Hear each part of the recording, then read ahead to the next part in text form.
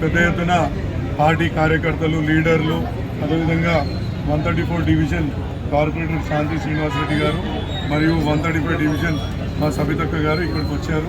వీళ్ళందరి సమక్షంలో ఈ చెక్కులను లబ్ధిదారులకు ఇవ్వడం జరిగింది.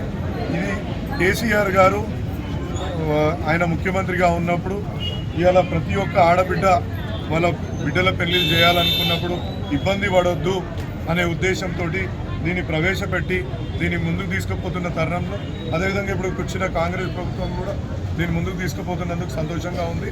వాళ్ళు చెప్పినట్టు కూడా కాంగ్రెస్ ప్రభుత్వం అధికారంలోకి వచ్చేందుకు ప్రజలకు ఒక హామీ ఇవ్వడం జరిగింది.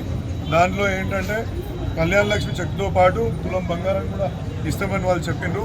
దయచేసి ముఖ్యమంత్రి గారిని విన్నవించుకుంటున్నాం, దయచేసి ఆ తులం బంగారం కూడా ఈ యొక్క ఆడబిడ్డలకు మనం కల్పించగలిగితే అది పుణ్యం అవుతుందని చెప్పేసి నేను వాళ్ళకు కూడా తెలియజేసుకుంటూ అందరికీ ప్రత్యేకంగా ఈ యొక్క మీటింగ్ని అద్భుతంగా ఆర్గనైజ్ చేసిన మా ఎంఆర్ఓ గారికి కూడా ధన్యవాదాలు తెలియజేస్తున్నాను. Thank you.